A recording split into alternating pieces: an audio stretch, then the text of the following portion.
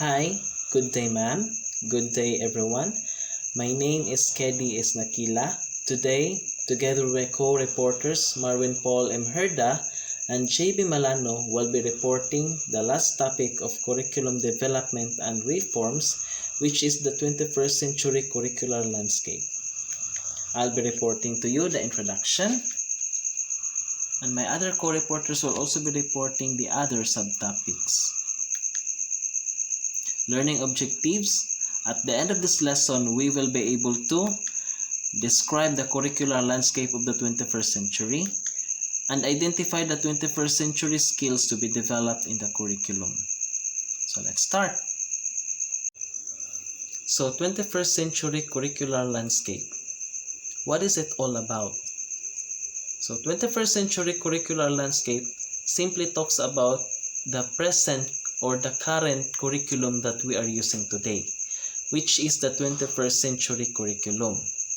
It also describes the different opportunities as well as different challenges, issues, and problems that we may encounter in the 21st century curriculum. The world has shrunk because of technology. Classrooms have become virtual and global. Current students are facing emerging issues like global warming, poverty, war, population growth, and many more. So these issues are the factors that affects how the curriculum works. We all know that curriculum is dynamic, meaning it changes from time to time. Any slight changes or changes in the society itself changes the curriculum. So in order to cope up with these changes, current education has to be flexible, creative, challenging, and complex. So because of these changes in curriculum, questions have arisen. How does the curriculum in the 21st century look like? And what are the emerging factors and conditions that will shape the curriculum of the century? These two questions will be answered here in this discussion in the next slides.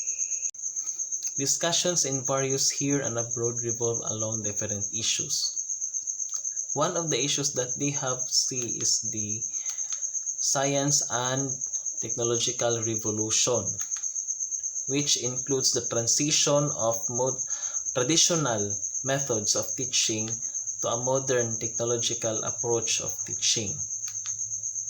Next is the knowledge economy as a generator of wealth and jobs. Knowledge economy is an economy where the production and use of knowledge are paramount.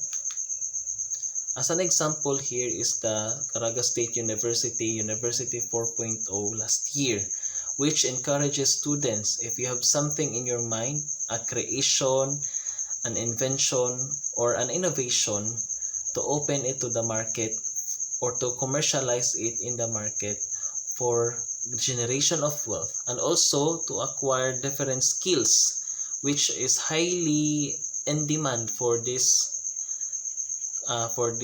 generation.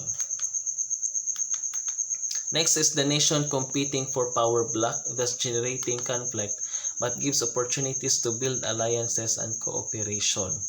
As shown here in this picture this is taken during the American colonial here in the Philippines, where they introduced the Thomasites or the educators, American educators, to the Filipino to teach basic concepts of different subject matters like HE. Next is the increased global migration and opportunities in working overseas. Shown here in this chart is the global migration. Global migration affects the curriculum in a such way that it creates a cultural diversity among learners and also creates an opportunity by acquiring different knowledge from different nations or different countries due to borderless cooperation. Next is there is increased concerns and action that environmental degradation, water and energy shortage, global warming, and global pandemic.